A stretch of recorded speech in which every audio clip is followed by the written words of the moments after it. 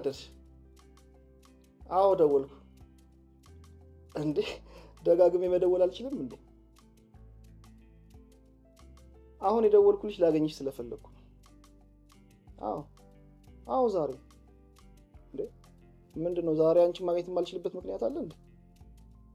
አዎ አላስቆይሽም። አትቆይም። በቃ ፈለኩሻ። አዎ የግድ መምጣት አለብሽ። እጠብቅሻለሁ። ቻው። የሚሻለው ይሄ ብቻ ነው።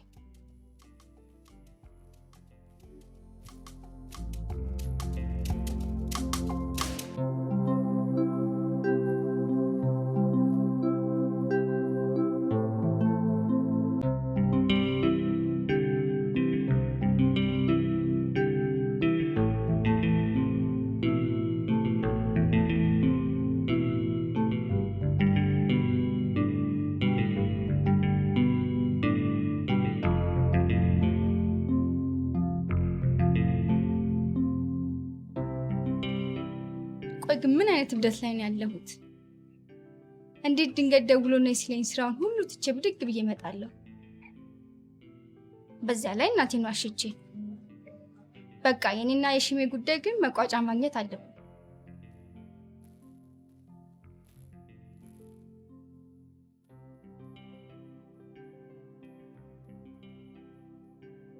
ሄሎ፣ አቤትማ። አዎ ሄድኩ እኮ። ኧረ አልቆይም እማ፣ ቶሎ እመጣለሁ። እሺማ፣ ሰራ አድርጌ አደራርሰዋለሁ። እሺ።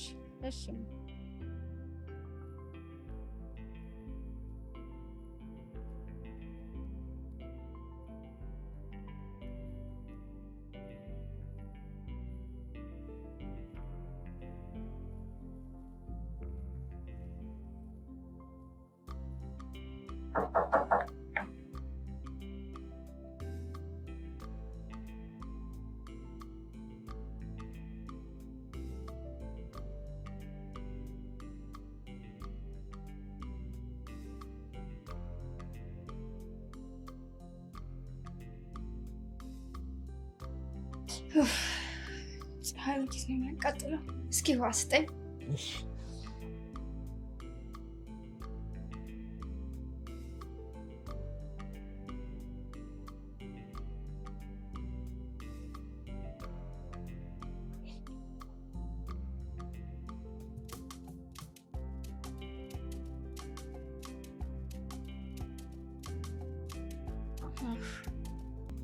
ልድገምሽ?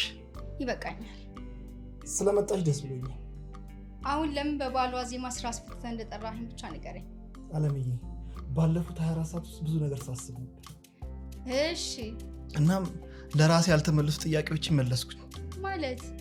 በቃ ይሄ ዓመት ሳያልቅብኝ አንድ ወሳኝ ስራ ለመስራት ስላሰብኩኝ የጠራሁሽ። ይሄ ዓመት 2015 ማለት ነው? አዎ።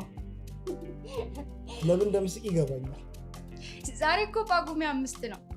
አበቃ። በአሁኑ ጳጉሜ 6 ነው። በዛ ላይ ለምሰራው ስራ በቂ ጊዜ አለ። ምን ልትሰራ አስበሃል? ያስቀየምኳቸውን ሰዎች ይቅርታ ለመጠየቅ። የመጀመሪያው ደግሞ አንቺ ነሽ። ምን አነሳሳ? በመጨረሻ በአንቺ ምክንያት ነው የተነሳሳሁት እኮ። በእኔ? አዎ።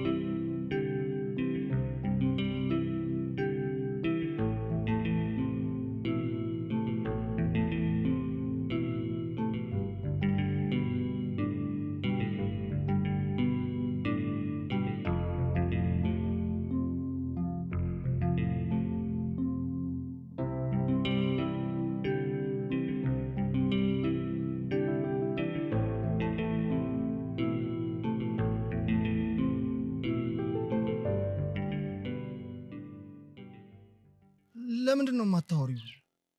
ውጤት ላይ የሌለው ነገር ምን አስለፈለፈኝ? እንዴት ማለት? ያንተ ነገር በጣም አስቸጋሪ ሆኖብኛል ሽሜ። የጀመርነው ቃቃ አይደለም፣ ጓደኝነት ነው፣ ህይወት ነው። ይህ ጅማሬ ጥሩ ውጤትና ፍጻሜ እንዲኖረው ፈልጋለሁ። እና ምን? 2 ነገሮችን ካንተ ፈልጌ አጣሁ። ያለ 2ቱ ደግሞ ካንተ ጋር መኖር ከባድ ነው። ምንድነው ፈልገሽ አጣሽው? አንደኛ ፈጽሞ ይቅርታ ልብ የለህም።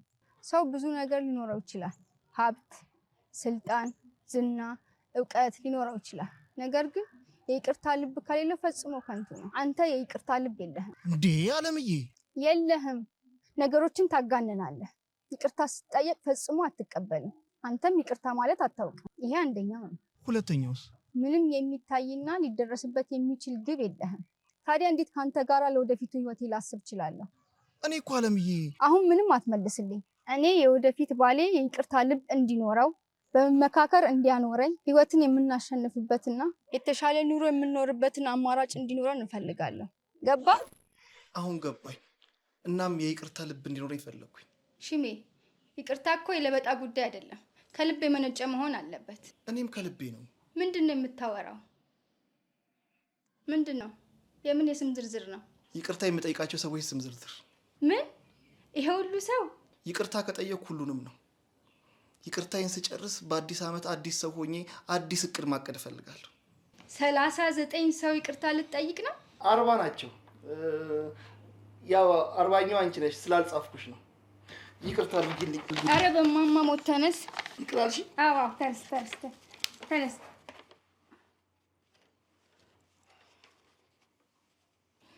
ግን እነዚህ ሰዎች ቆይ፣ ይሄ ወይዘሮ ማርታ፣ አቶ ማረው፣ ሊስትሮ ልጅ፣ ይሄ ሁሉ በምን ጉዳይ ነው? ሊስትሮ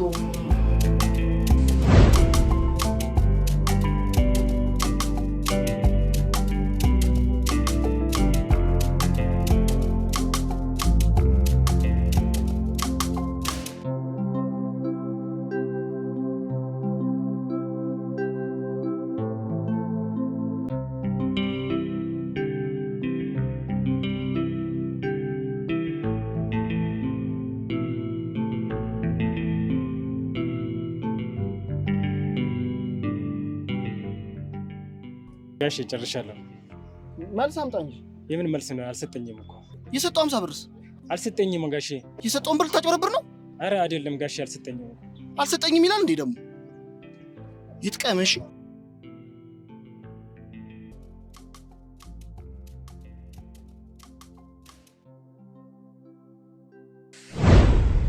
እናት ሳስቼ ነበር። እንዴት? ትንሽ ቆይቼ ካፌ ውስጥ ቁጭ ብዬ ከጓደኛዬ ጋር ለጓደኛዬ ሶፍት ልሰጠው ስል ከሶፍቱ ጋር 50 ብር አላገኘው። ይገርማል። ልጁን ግን ያለ አግባብ ሰደብከው። አዎ፣ ተመልሼ ይቅርታ ለመጠየቅ አልቻልኩም። ጭራሽ በአካባቢ ያለው ሰው እኔ ትክክል እንደሆንኩ እንዲያስብ ፈለኩ። እሺ፣ ይሄ አቶ ወርቅ ይሁን የሚለውስ? በህይወት የሉም። የግድ ማውጣት አለብን ማለት ነው። እኛው ደግሞ አቶ ገብሩ በሀገር ውስጥ የሉም። አውሮፓ ነው የት ሀገር እንዳሉ አላወኩም። እነዚህ 10 ምናምን ያከበብካቸውስ? እነሱ የድሮ የመስሪያ ቤት ባልደረቦቼ ናቸው። በአንድ ወቅት ስብሰባ ላይ አስቀይሜያቸዋለሁ። እችኛዋ ሴት ወይዘሮ ማርታ? ውይ የእሷንስ አታንሽብኝ።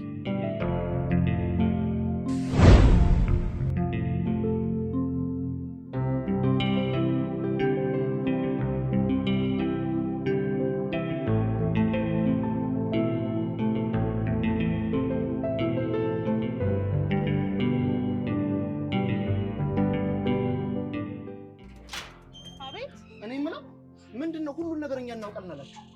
ኮንዶሚኒየም እኮ ገንዘብ ከፍለን ነው የምንኖርበት። በነፃ የሚያኖር ሰው እኮ የለም።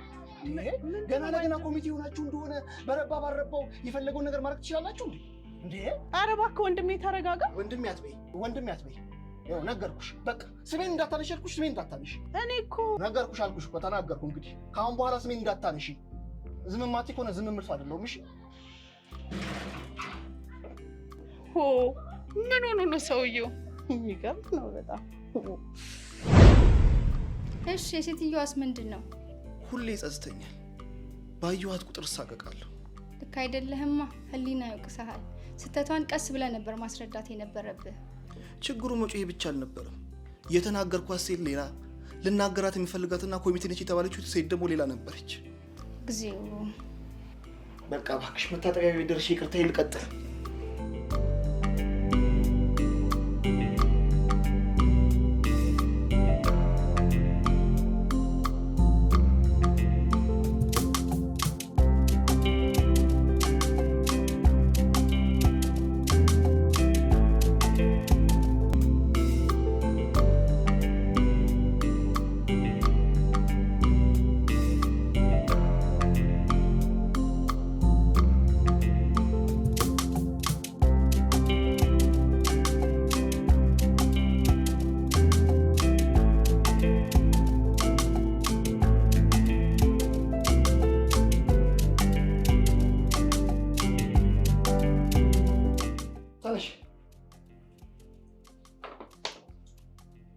ምንድን ነው? አንብበው። እኔም ይቅርታ የምጠይቃቸው ሰዎች ናቸው።